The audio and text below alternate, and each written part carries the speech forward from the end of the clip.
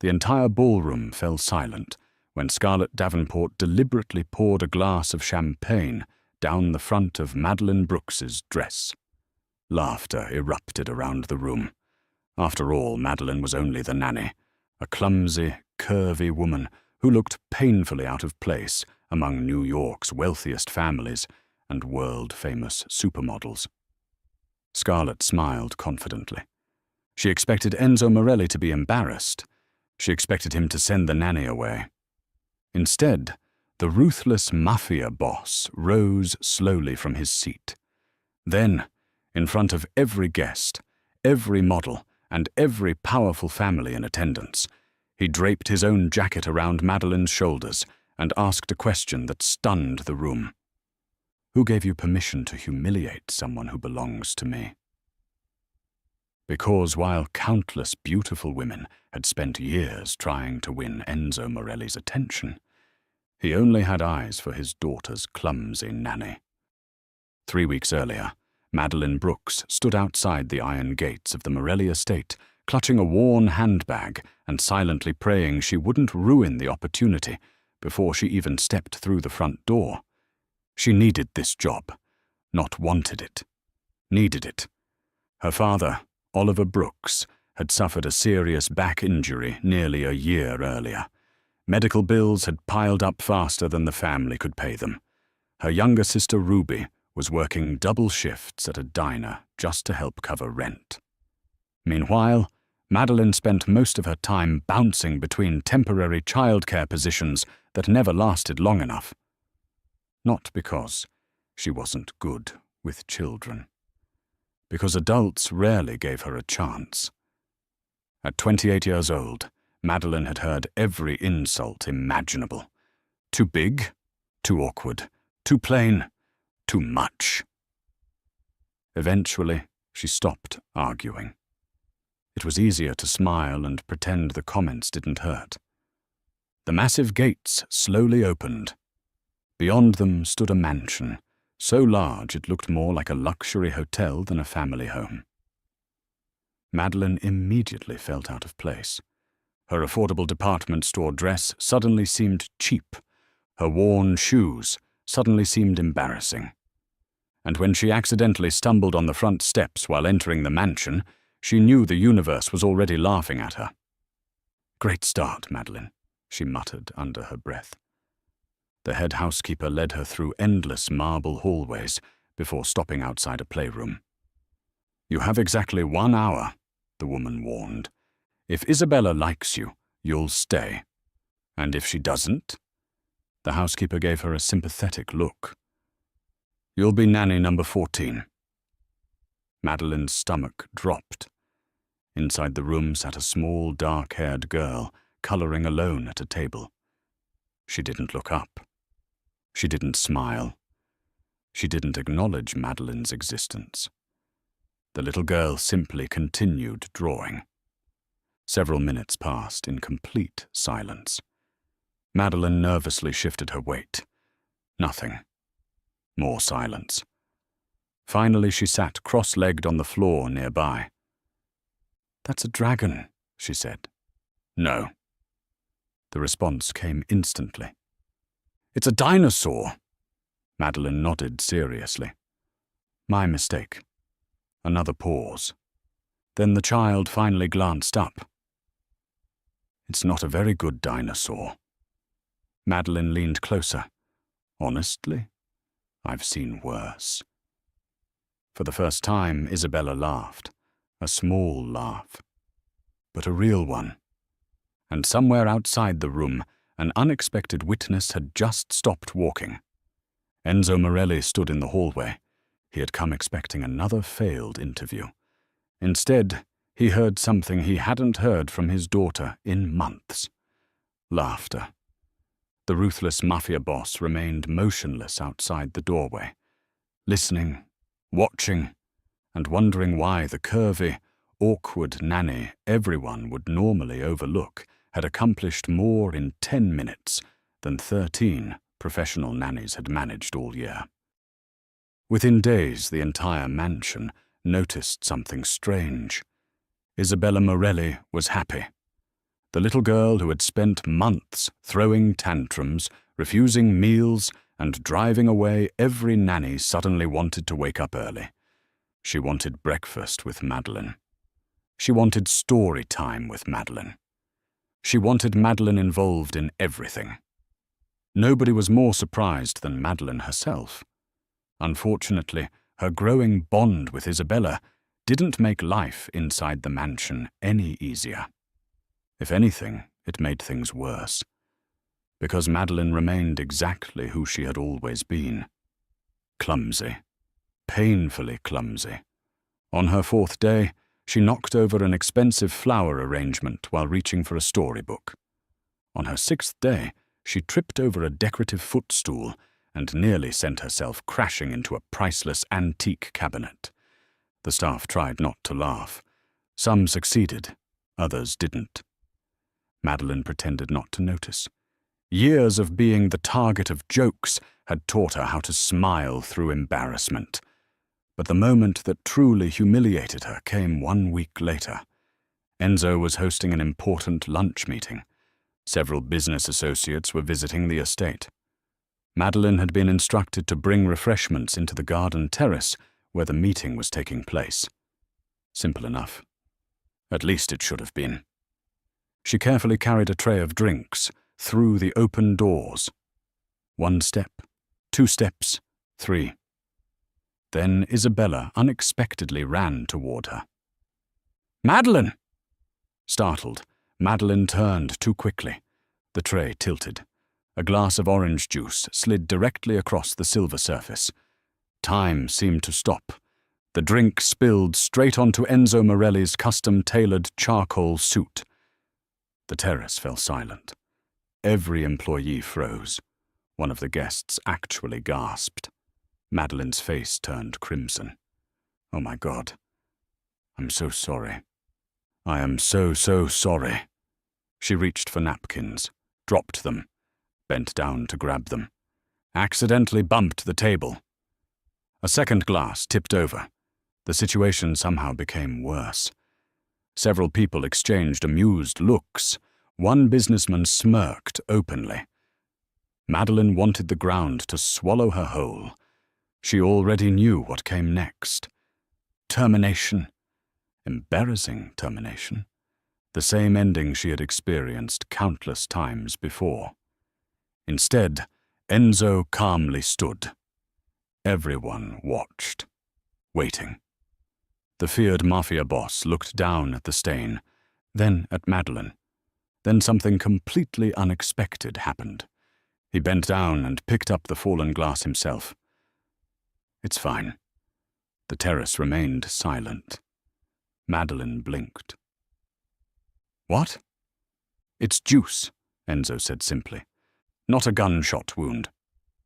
A few guests laughed nervously. Nobody knew how to react. Madeline stared at him, confused, grateful, embarrassed, and strangely emotional, because she couldn't remember the last time someone had shown her kindness after a mistake. Most people showed annoyance, disappointment, mockery, but not him. Later that evening, after Isabella had gone to bed, Madeline sat alone in the staff kitchen, replaying the moment over and over. She didn't understand Enzo. Everyone described him as ruthless, dangerous, cold. Yet every interaction she witnessed seemed to contradict that image. Unknown to her, Enzo was experiencing his own confusion. From his office window, he often watched Isabella playing in the garden. For years, his daughter had looked lonely, broken, still grieving the loss of her mother. Now she smiled constantly, and every smile seemed connected to one person, Madeline Brooks. The more Enzo observed her, the more he noticed things others ignored. The way she always let Isabella choose the games. The way she listened carefully whenever someone spoke. The way she treated housekeepers and security guards with the same respect she showed everyone else. There was no performance, no hidden agenda, no attempt to impress him. and perhaps that was exactly why he couldn't stop noticing her. Unfortunately, someone else had started noticing her too. And unlike Enzo, she wasn't pleased. Scarlett Davenport stood across the ballroom at a charity event 3 nights later. Tall, elegant, beautiful. Everything society considered perfect. For years, everyone assumed Scarlett would eventually become Mrs. Morelli, including Scarlett herself. But tonight, she watched Enzo spend more time speaking to his nanny than speaking to her. And for the first time, jealousy began turning into something far more dangerous. A plan. Scarlett Davenport had spent 3 years preparing to become the next Mrs. Morelli. At least in her mind. She came from one of New York's wealthiest families. She was beautiful, sophisticated, educated, the type of woman society considered perfect. Every public appearance had been carefully calculated. Every charity gala, every dinner, every family event. Scarlett had positioned herself beside Enzo whenever possible. The problem was that Enzo never seemed interested. Not in her. Not in anyone. For years, she convinced herself he simply wasn't ready. Then Madeline Brooks arrived, and suddenly Enzo was paying attention. Not romantic attention. Not yet. But attention nonetheless. And that was enough. Scarlett viewed it as a threat. The first attack came quietly. One afternoon, Madeline entered the staff dining room and noticed conversations abruptly stopping. Several employees exchanged awkward glances. Others avoided eye contact altogether. Confused, she sat down. A younger maid finally leaned closer. "You should ignore it." "Ignore what?" The maid hesitated, then handed over her phone. Madeline's stomach dropped. A photograph filled the screen. It showed her struggling to carry several grocery bags while leaving a local market. Someone had taken the photo from an unflattering angle. Cruel captions accompanied it. Comments mocked her weight, her appearance, her clothing. Hundreds of strangers were laughing at her online. Madeline immediately knew who was responsible, but proving it was impossible. She quietly handed back the phone, forced a smile, and excused herself before anyone could see tears forming. That evening she locked herself inside her room. The humiliation hurt more than she wanted to admit, because no matter how strong she tried to be, old wounds never completely disappeared. Years of ridicule had left scars. Some people simply knew where to cut. Across the mansion, Isabella noticed something was wrong immediately. "Why is Madeline sad?" Enzo looked up from his paperwork. "What do you mean?" "She's pretending." The little girl frowned. "But she's doing the fake smile." The comment lingered in Enzo's mind. Later that night, he reviewed security reports inside his office. One detail caught his attention. A private investigator hired by the Davenport family had been seen near the estate several times that week. The timing felt suspicious. Very suspicious. The next morning, his concerns deepened. Madeline accidentally left her tablet in the library. A notification appeared on the screen. More cruel messages. More photographs. More public humiliation. Enzo's expression darkened. By noon, his security team had identified the source. Scarlett. The realization should not have surprised him. Yet it did. Not because Scarlett was innocent, because he couldn't understand why she felt threatened by a nanny, unless she had noticed the same thing he was beginning to realize himself. That Madeline mattered. Far more than she should. For the first time since his wife's death, someone had brought warmth back into the mansion. Someone had restored laughter. Someone had healed part of his daughter, that he could never reach himself. That afternoon, Enzo found Madeline in the garden, helping Isabella build a crooked birdhouse. One side leaned noticeably lower than the other. The roof looked unstable. The paint was everywhere, including on Madeline's nose. Isabella giggled. Madeline laughed too. The sound hit Enzo harder than expected. Neither woman noticed him watching. For several moments he simply stood there, observing and understanding something uncomfortable. Every glamorous woman he had ever met wanted something from him. His power, his money, his influence, his name. Madeline wanted none of it. She cared about Isabella, nothing else. And that made her different. Dangerously different. Because genuine people were rare in Enzo Morelli's world. Very rare. The realization became impossible to ignore several days later. Enzo returned unexpectedly from a business trip. As he entered the mansion, he heard voices from the kitchen. Madeline was speaking with Isabella.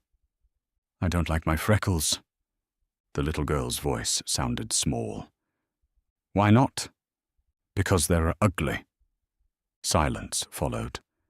Then Madeline gently lifted Isabella's chin. "Listen to me." The child looked up. "Anyone who makes you feel bad about something you can't change isn't someone whose opinion matters." "But what if lots of people say it?" Madeline smiled sadly. "Then lots of people are wrong." Enzo froze. The words weren't meant for him. Yet they struck deeper than any conversation he had experienced in years, because he suddenly realized Madeline wasn't talking about freckles. She was talking about herself, a woman who had spent years being judged, mocked, overlooked, and still somehow remained kind, still somehow remained compassionate, still somehow chose softness over bitterness. For the first time, Enzo stopped seeing her as Isabella's nanny and started seeing her as a woman, a beautiful woman. The realization terrified him. Unfortunately, Scarlett chose that exact moment to escalate her campaign. An invitation arrived the following week, the annual Morelli Family Foundation Gala, the most important social event of the year. Every influential family in New York would attend. Scarlett personally volunteered to organize it, and secretly, she had already prepared a very public humiliation for Madeline Brooks. One that would either destroy the nanny's place inside the Morelli household forever, or force Enzo Morelli to reveal exactly how much she truly meant to him. The Morelli Family Foundation Gala was the kind of event people spent months trying to get invited to. Politicians attended, business tycoons attended, celebrities attended. The grand ballroom of the Manhattan Crown Hotel glittered beneath crystal chandeliers worth more than most homes. Madeline never should have been there. At least that was what she kept telling herself while staring nervously at her reflection. She had spent nearly an hour debating whether to attend at all. The invitation had come directly from Isabella. The little girl refused to accept no for an answer. "You have to come." "Why?" "Because you're family." The words still echoed in Madeline's mind as she entered the ballroom. Immediately she regretted it. Every woman in the room looked flawless. Elegant gowns, perfect makeup, perfect bodies, perfect confidence. Madeline felt painfully aware of every curve, every insecurity, every reason she didn't belong. Across the room, Scarlett Davenport smiled. Her trap had been carefully prepared. For weeks she had quietly encouraged gossip. She had planted stories, whispers, rumors, questions. Who was the nanny? Why was she always around Enzo? Why was Isabella so attached to her? By the time Madeline arrived, half the room was already watching, waiting, judging. The evening began politely enough. Then the comments started. Subtle at first, cruel beneath the surface.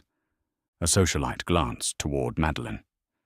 I thought staff entrances were around back. Her friends laughed. Another woman smiled sweetly. Oh, don't be rude. I'm sure she belongs here. Every event needs childcare. More laughter. Madeline forced a smile, pretended not to hear, pretended not to care. Inside, each comment landed like a punch. Across the ballroom, Enzo noticed. His jaw tightened, but Madeline kept moving, kept smiling, kept refusing to show weakness. The situation worsened when Vincent Davenport joined the attack. Unlike his sister, Vincent preferred direct humiliation. He approached while several influential guests stood nearby. So you're the famous nanny. Madeline offered a polite nod. Vincent looked her up and down. Slowly, deliberately. The silence itself felt insulting. I have to admit, this isn't what I expected. Madeline knew exactly what he meant. Still, she remained polite. What did you expect? Vincent smirked. Someone a little more. His eyes drifted toward her figure. Presentable. The surrounding guests laughed. Madeline felt heat rise into her face. Embarrassment, anger, shame. Years of painful memories rushed back. School bullies, former employers, strangers online. The same cruelty, the same judgment, different faces, same wounds. She turned to leave. Then Isabella appeared. The little girl had witnessed everything.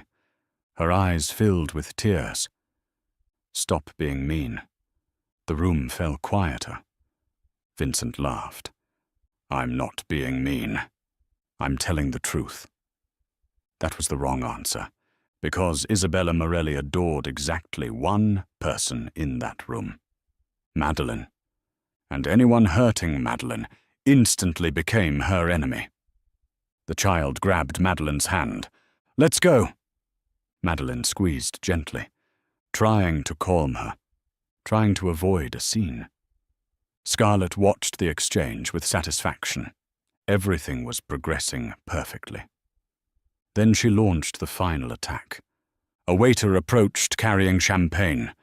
Scarlett intercepted him. Moments later, she crossed paths with Madeline near the center of the ballroom. The collision looked accidental. Nobody could prove otherwise, but everyone knew. Champagne exploded across the front of Madeline's dress. Gasps echoed. The room turned. Thousands of dollars worth of designer fabric dripped with sparkling liquid. Madeline froze. Scarlett covered her mouth dramatically. Oh my goodness. I'm terribly sorry. The apology sounded rehearsed. Insincere. Cruel. Several people laughed. Others looked uncomfortable. No one intervened.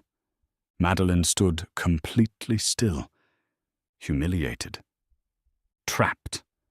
She wanted to disappear. She wanted the floor to open beneath her. Years of insecurity crashed down at once. For a brief moment, she genuinely considered walking out. Maybe everyone had been right. Maybe she didn't belong here. Maybe she never would. Then something changed. The laughter stopped. Not gradually. Instantly. Because someone had stood up. Enzo Morelli, the most powerful man in the room. The conversation died. The music seemed quieter. Even the waiters froze. Enzo walked directly toward Madeline. Not Scarlett, not the guests. Madeline. His expression revealed nothing, which somehow made him even more terrifying. Scarlett's confidence faltered. For the first time that evening, uncertainty appeared in her eyes. Enzo stopped beside Madeline, looked at the champagne stain, looked at her trembling hands, looked at the tears she was desperately trying to hide. Then he slowly removed his jacket. The entire ballroom watched. Nobody spoke. Nobody moved. And when Enzo draped the expensive jacket across Madeline's shoulders, a shockwave seemed to pass through the crowd. Because everyone understood what they were witnessing. Not kindness, not courtesy. Something far more dangerous. Protection? Enzo finally turned toward Scarlett. His voice remained calm. Deadly calm. Who gave you permission to humiliate someone under my protection? The silence that followed felt endless. And for the first time all night, Scarlett Davenport looked afraid. Nobody spoke. Scarlett felt every eye in the ballroom turn toward her. For years she had been one of the most influential women in New York's social circle. People feared offending her. People competed for her approval. Yet standing beneath Enzo Morelli's gaze, she suddenly felt very small. I asked you a question. Enzo's voice remained calm. That somehow made it worse. Scarlett forced a nervous laugh. It was an accident.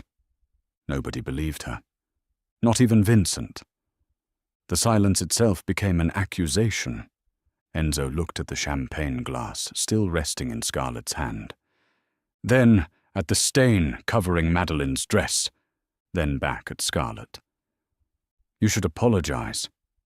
The words were simple, but everyone understood what they meant. Enzo Morelli was choosing a side, publicly.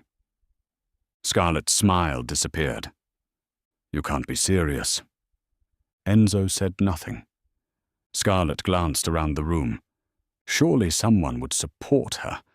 Someone would intervene. Nobody moved, because everyone knew a dangerous truth. When Enzo Morelli made a decision, arguing rarely ended well. I said apologize. The second command landed harder than the first. Scarlett's face reddened. Humiliation flashed across her expression. Not because she had hurt Madeline, because she was being corrected in front of hundreds of witnesses. Finally, she looked toward Madeline. The apology sounded forced. I apologize. Madeline shifted uncomfortably. She never wanted this. Never wanted revenge. Never wanted public humiliation.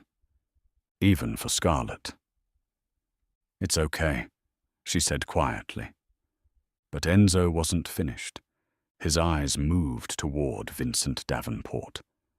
And you? Vincent visibly tensed. The entire ballroom watched. You insulted a guest in my presence, Vincent swallowed. It was only a joke. Enzo's expression hardened. The weak often hide cruelty behind humor. Nobody laughed now. Nobody even breathed. Because every person in attendance understood exactly what was happening. The Davenport family was losing. Publicly, spectacularly. Across the room, Margaret Morelli observed everything carefully. As Enzo's mother, she knew her son better than anyone. She had watched countless women attempt to attract his attention. Models, actresses, heiresses. He ignored all of them. Yet tonight he looked ready to start a war over a nanny. Interesting. Very interesting. Meanwhile, Madeline wished she could disappear. The attention felt overwhelming. The whispers had already started. Guests were exchanging theories, speculation, questions. Why was Enzo protecting her? What was happening between them? How important had she become? The evening might have ended there. But fate had one final surprise. As tension settled, Isabella suddenly climbed onto the stage. The 6-year-old had apparently escaped the supervision of 3 different security guards. The microphone squealed. Guests turned. Enzo immediately looked concerned. Isabella. But the little girl had already grabbed the microphone. I want to say something. Laughter rippled through the crowd. The child looked directly at Madeline, then smiled. A huge smile. My daddy says brave people should tell the truth. The ballroom grew quiet again. Nobody knew where this was going. Unfortunately, Isabella did. And Isabella had never cared about social rules. Madeline is my favorite person. A few guests chuckled. The little girl continued. She reads stories when I'm scared. She stays awake when I have bad dreams. She makes dinosaur pancakes even when they look funny. More laughter. Warmer this time. Genuine laughter. Tears began forming in Madeline's eyes. She had no idea where this speech came from. But Isabella wasn't finished. Everybody always says Daddy protects me. The child looked toward Enzo, then back toward Madeline. But Madeline protects both of us. Silence. Powerful silence. The words hit harder than anyone expected, especially Enzo, because he realized they were true. Madeline had protected Isabella from loneliness, protected the household from grief, protected pieces of their family that had been quietly breaking apart for years. The little girl pointed into the audience, directly at Madeline. She's family. This time nobody laughed. Because the child had unknowingly spoken the truth, everyone was beginning to recognize. Madeline Brooks was no longer staff, no longer just a nanny, no longer invisible. She mattered, and the most powerful family in New York had just acknowledged it publicly. The applause started slowly. One table, then another, then another. Soon the entire ballroom erupted. Standing ovation. Madeline stood frozen, overwhelmed, embarrassed, emotional.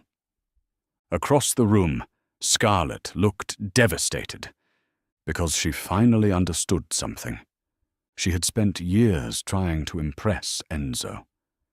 Madeline had spent months caring for the people he loved, and that difference was impossible to compete against. Yet the biggest surprise of the night still hadn't happened. As the applause faded, Enzo stepped onto the stage. The ballroom immediately quieted.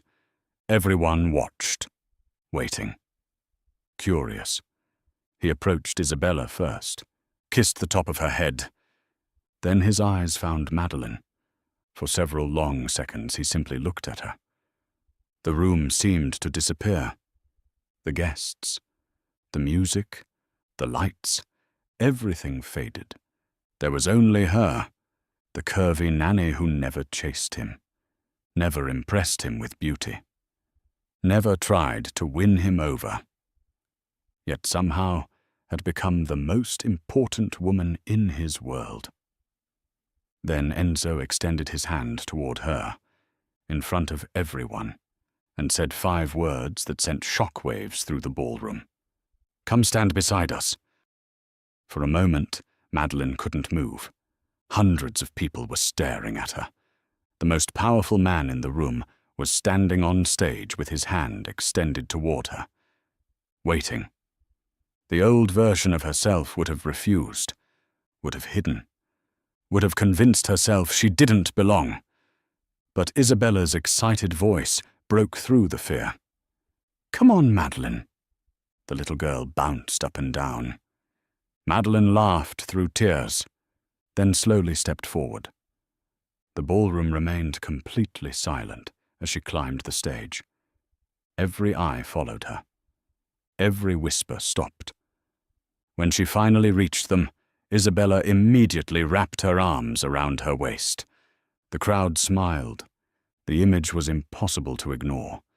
The feared Mafia boss, his daughter, and the nanny who had somehow become the center of both their worlds. Enzo looked at Madeline, really looked at her. Not with pity, not with obligation, Not with gratitude. Something deeper. Something that had been growing for months. You changed this family. The microphone amplified every word. The room listened carefully. When you arrived, Isabella barely smiled. Madeline glanced at the little girl. Emotion tightened her chest. She was hurting. Enzo continued. And honestly, so was I. A ripple of surprise moved through the audience. Few people had ever heard Enzo Morelli speak openly about his feelings. Almost nobody had heard him admit weakness. Yet tonight he seemed incapable of pretending. You walked into our lives expecting to work for us. His eyes never left hers. But the truth is, a small smile appeared. You saved us. Madeline's eyes filled with tears. The ballroom disappeared. The applause, the guests, the cameras, everything vanished. Only his voice remained. Because nobody had ever said words like that to her before. Nobody had ever made her feel important, valuable, needed. For years she had been overlooked, dismissed, judged before people even knew her. And now the one man whose opinion somehow mattered most was telling the world exactly who she was. Not a nanny, not an employee, not a joke, a person worth seeing. Across the ballroom, Scarlett finally understood she had already lost long ago. Not tonight. Months ago. The moment Isabella trusted Madeline. The moment Enzo started respecting her. The moment genuine kindness defeated manufactured perfection. No amount of beauty could compete with that. No amount of status could replace that.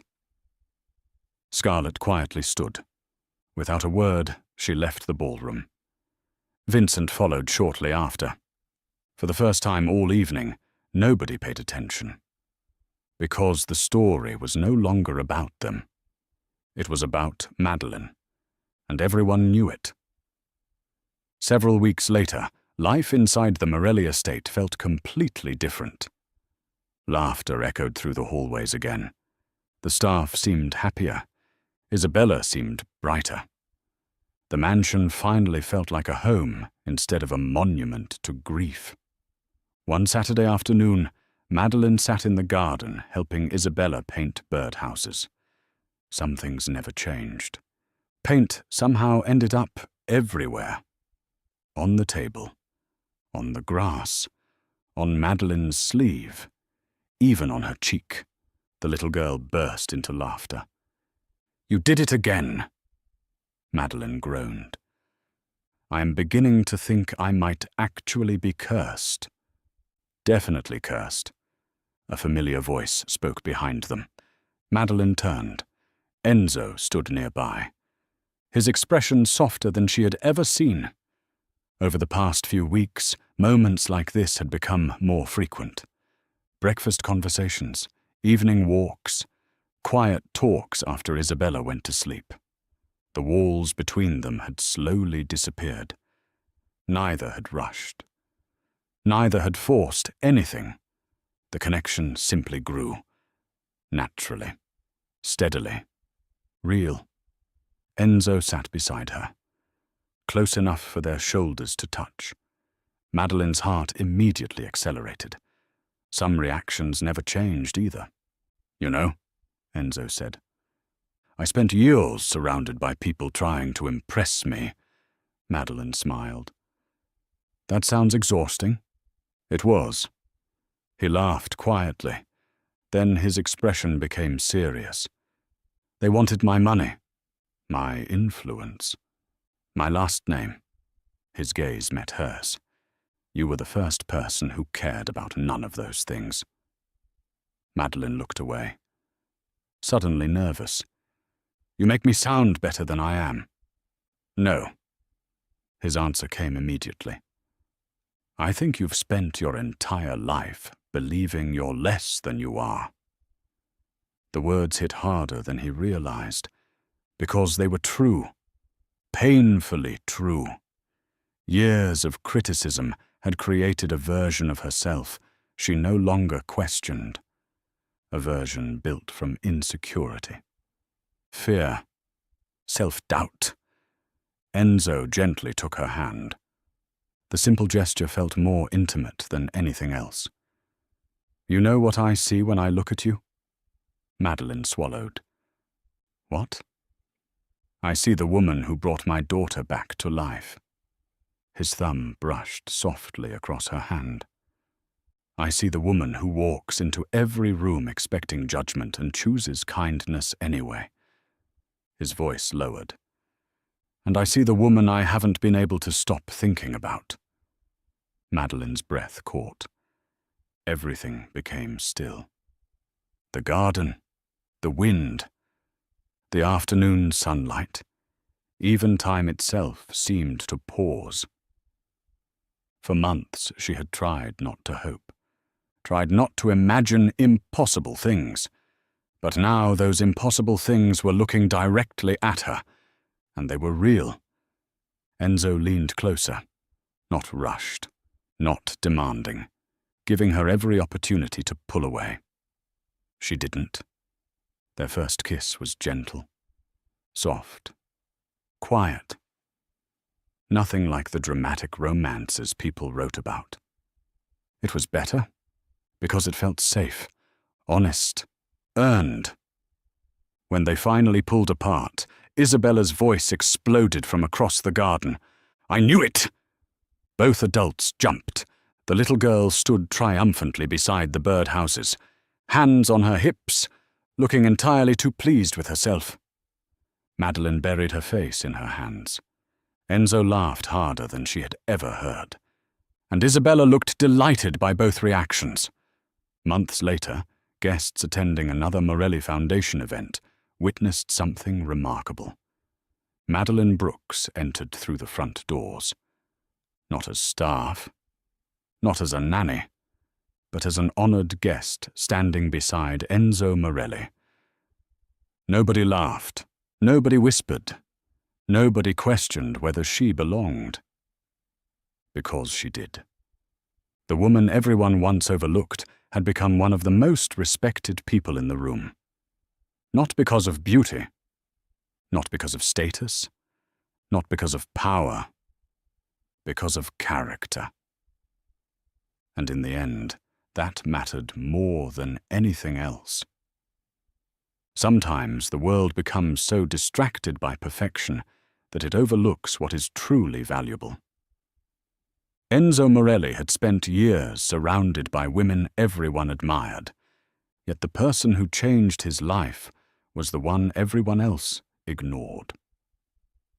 The clumsy nanny, the curvy woman who never tried to impress him, the woman who simply showed up, cared deeply, and loved without conditions.